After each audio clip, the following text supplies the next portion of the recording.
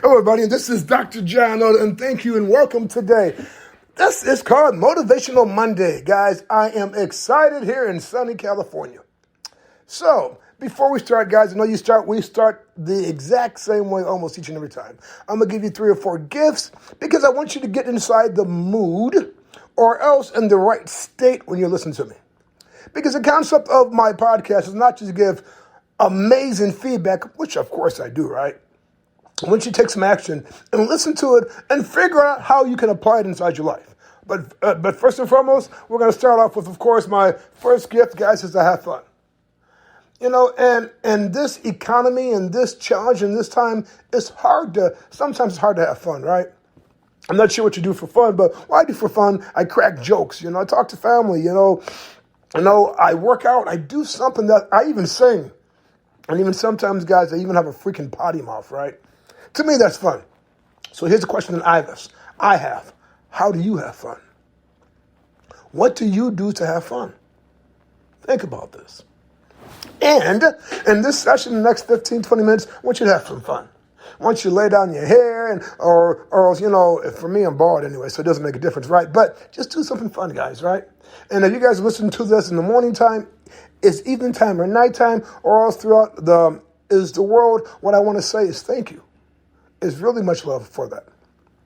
My second gift, guys, is to have an open mind. You probably say, man, what do you mean by having an open mind? Man, listen to me, man. I've been doing this field since 1987, right? Mental health, speaking, and everything else. And what I found out is a lot of people don't have an open mind. It's their way or the highway. But then I listened to this young guy about maybe 30 years ago. You probably heard of him, Anthony Robbins. And he said something that was profound knowledge. He said, we live in a box, we work in a box, we talk in a box, we watch a box, right? We do everything in the box. My outcome is today is to get you outside of your box, right? And show you how to improve your life. If it's professional or if it's personal.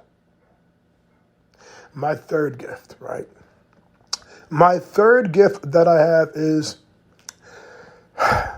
to question for you that I have before I mention my third gift. Have anybody ever played sports? Like cheerleading, boxing, basketball, baseball, whatever, right? You played sports, right? And when you go against a component, right? And you pretty much, as you play to win. Am I correct about that? Or do you just play for fun? Everybody's different. Well, when I played basketball, I played to win. I didn't care. I didn't care what happened. That was the outcome, is to win the game, right? And a lot of times I didn't win, but I learned a heck of a lot, right? So my third gift is to play full out. But when I say play full out, what does that mean to you? Right? So I meet 3 types of people. I'm trying to figure out which one are you, all right? So I guess we'll figure it out right now. I mean, people who play the C game, meaning that, they complain, they gripe, they bitch, right? About the economy and about all the bad stuff that's going on inside their lives, and they're just eking by, right? Then I meet people who play their B game. I'm talking about, man, these people might be giving me 60, 70%. They're doing better, They're not doing worse, but they're not doing better, but they're doing, right? And they're still living a decent life. And then, guys, oh my God, I meet these people who play their A game, man. We talking about, man, they're excited, man, they're passionate, man, and they're making a change. If it's financially, if it's with their kid, if it's with their wife, whatever it is, man, they are getting freaking excited, and they're getting results. So the question that I have for you, I want you to think about this, in your personal life as well as your professional life. Are you playing your A game, your B game, or your C game? Now write this down, guys. The speed of the leader is the speed of the pack. So if you're playing your C game, your family members, your job, your work is going to be playing their D game. They're not going to be playing. If you're playing your B game, your team's going to be probably playing their C game. If you're playing your A game, they're going to play their B game. But my challenge is for you to play your A plus game. So then everybody around you can play their A game. But I want you to think about what game do you play on a consistent basis? Because that is the results that you're going to get inside your life. Is that fair enough? Beautiful. And of course, my last gift is to allow me to be your coach and mentor. What's a coach? What's a mentor? I heard somebody. You're right. A coach, I can coach you on improving your sales, being a better person, right? I can coach you on all those things. You're absolutely right. A mentor have been there. They've been there and done that. It's before. If it's for your business, I've grown companies 2,200%, right? But for me, it's mindset. Business to me is mindset, psychology, and strategies. But if you have a mental block that's blocking you, like when a person hears the word no, and if that's going to block you from actually succeeding, it's going to be a challenge, right? So my outcome is today for you to allow me to be your coach as well as your mentor. So let me tell you something about me if you guys don't know about me. I born and raised in a little small city called Michigan City, Indiana, 45 miles west of Chicago. And I come from a family of 10, so I'm 8 of 10. I'm the baby boy. Parents was freaking rock stars. Just want to say it. Great family. But as a child, I had a severe stuttering problem. Meaning I couldn't say my name. I think it happened around maybe kindergarten, I think, if I'm not mistaken.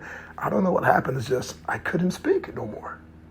I would stumble across my words. It was embarrassing as heck. Self-esteem was lower than a dog. It really was, right? So I remember specifically I was in first grade and I went to a school called St. Mary's in Michigan City, Indiana. So we had the kids at the grade school and the high school. It's because, when I was going to school, it was 9 of us in school. My little baby sister Liz was, Liz was not even in school then. It was just me. So me and 7 others in the high school and in the grade school. So what happened was the nun said, John, I want to see your mom. And of course, my mom saw her 7 times already, and it's no big deal. So my mom, she was a midnight nurse. So I said, hey, Mom, my sister on the phone want to see you. She says, not a problem. So the next 3 or 4 days, Mom came by. And they were talking, and I was getting ready to leave. Because, back in my day, right, old school, kids are not supposed to listen to what grown folks say. We're supposed to be in a different room. So I was getting ready to leave, and she said, no, you can stay. And I'm like, that's really weird, right? But she proceeded, and she said, Mrs. Oda, John is a good kid. He's likable. People like him. Mom said, okay, but why am I here? Well, we think that he's retarded. And because he stuttered, and we think that he should go to a special school.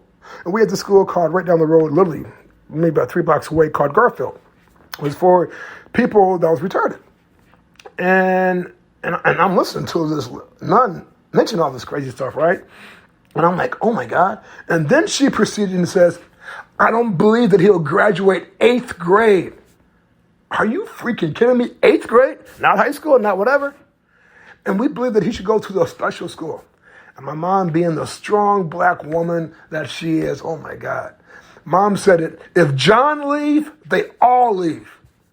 And I looked at it, Mrs. Oda, calm down, just no. This is the way it is. If John leave, they all leave.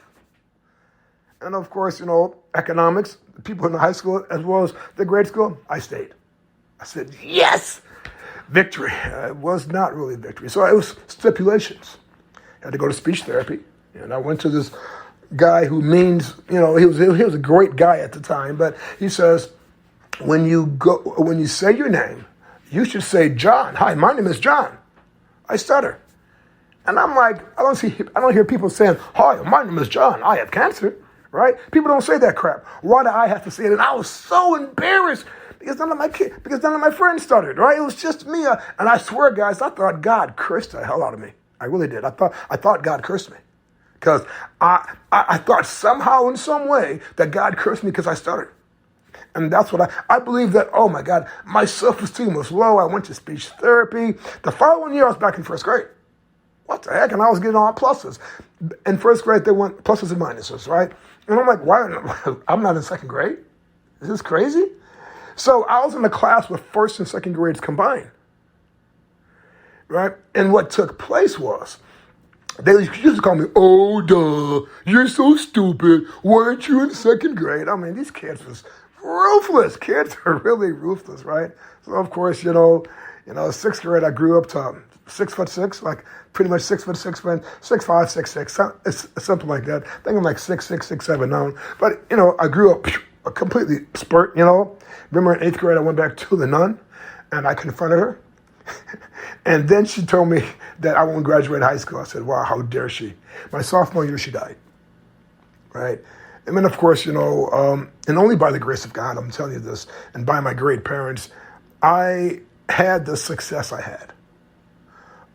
Mother told me when I was a kid, son, your father stuttered, your grandfather stuttered, and they overcame it. And those are the words I used, and those are the words I kept inside my mindset. And somehow, in some way, man, I overcame it because for a living, I speak. I do seminars and workshops and do whatever takes place. I do podcasts, right? And I do this stuff. And I love what I do.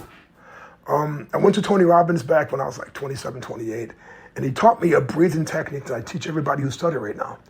And it was just amazing because what he says, people who sing doesn't stutter. He's absolutely right. But when you speak, you stutter. And the reason why we don't breathe. So it was just simple things. Of course, I worked with mental health back in '87, and I got my NLP, and I got my master levels in that because I wanted to help people. That was my number one goal, is helping people and creating a complete big change, inside their lives. Worked in the field for years, got my PhD, and I'm here as today, author of a couple books. So I do a lot of fun stuff, and I love what I do, right? So that is my backstory. But today, guys, we're going to talk about something that I believe is going to bless you guys. And of course, guys, I'm not a pastor, so that's not really. My mom is a PK. Her father was a pastor, but but that's not me. I love pastors. Most of my friends are pastors or lawyers. Interesting. But that's myself in a nutshell. Today is going to be called Change Your Rudder. If I say, what the hell are you talking about? Well, let me break it down, right? So, what I believe is your words, your thoughts, and your actions are creative. What you say, you create inside your life. Do you guys agree with that? Right? I heard someone say yes. Absolutely, right? But now imagine when you have a ship, right? When you have a ship, to control the directions of the ship, what they have is something called a rudder. And the rudder controls the ship directions. It could be a boat, it could be a yacht, whatever, but everybody have a rudder. So let's come backwards, right? In our lives. Our rudder. Where is our rudder? Our rudder is our tongue. The words we speak is going to either bless us or curse us, as well as other people. Remember when I was a kid, they used to have this saying, sticks and stones may break my bones, but words will never hurt. BS all the way. When a loved one tells you, when that nun who was a leader told me that I was retarded, those words hurt, man. When your loved ones tell you stuff that they shouldn't say, those words hurt. And what you say to yourself, give you a great example. So I go to the gym every day, right? I'm a gym rat. I just love the atmosphere of the gym. Work out for a couple hours a day, do the cardio, stomach, strength training, the whole 9 yards, right? So all of the young guys are impressed because, I'm in the fall season of my life right now. But I love what I do, right? And I believe that when you're in business, you have to condition your mind as well as your body. It's a must, right? All these people say all these athletes make a crazy amount of money. But they're in peak shape, guys. Their mind is, their body is, and my biggest thing about it, if that's going to be your outcome, well, then you have to actually model that. Anyway, that's a different podcast. So he was lifting some weights. He was probably benching like 275. Young kid, 28 years old, Asian kid. And he's a pretty big guy, right? And he messed up. And oh my God, man, he gave himself, he beat himself up. I'm so stupid, I don't know what happened. I said, man, stop. What are you saying to yourself? And then I said, brother, man, you should say that, man, you did a great job, X, Y, and Z. Because I told him, man, when I was playing basketball, right, shot the ball, missed the ball, and guess what I said? Man, good shot, good shot, good shot. I would pump myself up. And every time I missed a shot, I said, man, good shot, good shot. The next one will come in, the next one will come in. And then, man, I was on fire. Why? Because I knew that my tongue controlled it. Well, at the time, I didn't know that. I just wanted to pump myself back up, right? But your tongue controls stuff. And mental health, right? So I worked with, my specialty was working with teenagers. That was my specialty, right? I worked with teenagers in Chicago. So I worked at the hospital called Keenwood Hospital. And we just had a normal unit. We had this new guy come in named Carl Scott. And he had this huge contract from Chicago. It's about 45 miles away. And he said that he can get his new kids for the residential program. Brand new program. And I said, man, I'd love to work with you. And I did. I worked with him for like about a decade. But working with Carl, he brought some of the worst kids in there. We're talking about murderers, cult leaders, pimps, prostitutes, strippers. We're talking about, these were teenagers, right? But their culture and their mindset was completely different from everybody else's, right? But then so was the words, right? So we had this one lady, she would come in to see her kid and say, you're going to be just like your dad, a freaking bum. You're going to be in jail and everything else. And she'd say this over and over and over and over again. And guess what happened, guys? Yeah, he went to jail. Right? And the reason why is because of what we speak. So here's what I want to ask you guys. What are you saying over yourself? What are you saying over your kids? Your wife? Are you blessing them or are you cursing them? Business owners, what are you saying to your employees? Better yet, what are you saying to yourself? Your words are completely creative. You create your words. You create what you say. The life of that you're living is through the words you use.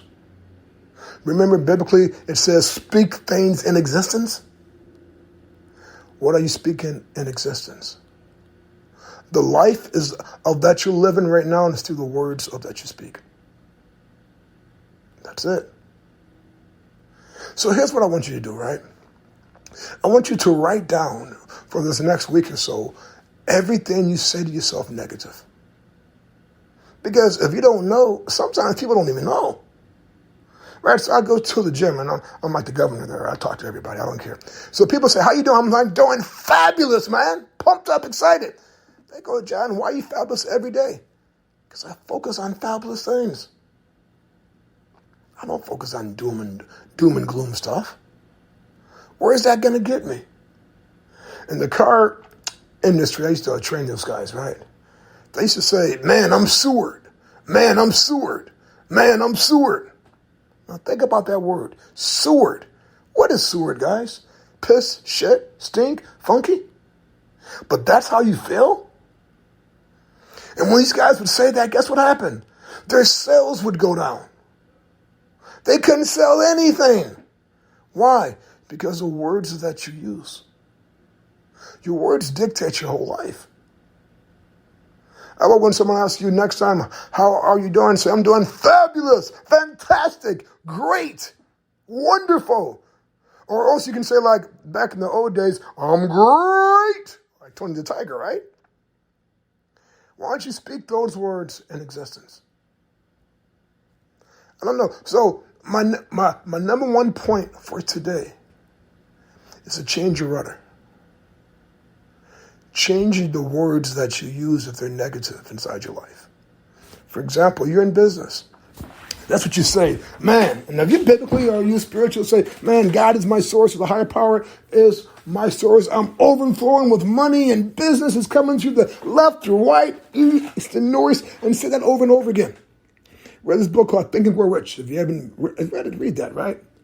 Phenomenal book. Chapter 4, all those suggestions. What it says is say things with feelings and with emotions to get inside the subconscious mind. You should say what you want to create inside your life with feelings, with emotions, because that's going to hit your subconscious mind.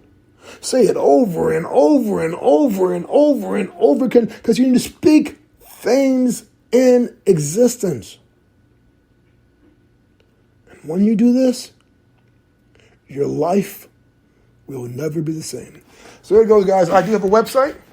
My website, of course, is drjohnoda.com. It's www.drjohnoda.com. Phone number you can reach me at is 833-375-6466. If you guys need anything from executive business coaching, we do mindset coaching. I love that. Psychology. We work with mental health. And we work with our parents and teens. Schools are coming up pretty soon. Are your kids ready to go back to school? It's going to be a challenging one, right? We have different divisions in PR, technology, as well as digital marketing. So if I can serve you in any as possible way, or if you only need some feedback. Here's my question. Here's my theory of what I have. If you need help, I would say get help from us. But if you can't, get help from a quality person who can help you guys. All right, guys, take care and God bless. Thank you so much for listening to me. Listen to me. Have a wonderful day. Bye for now.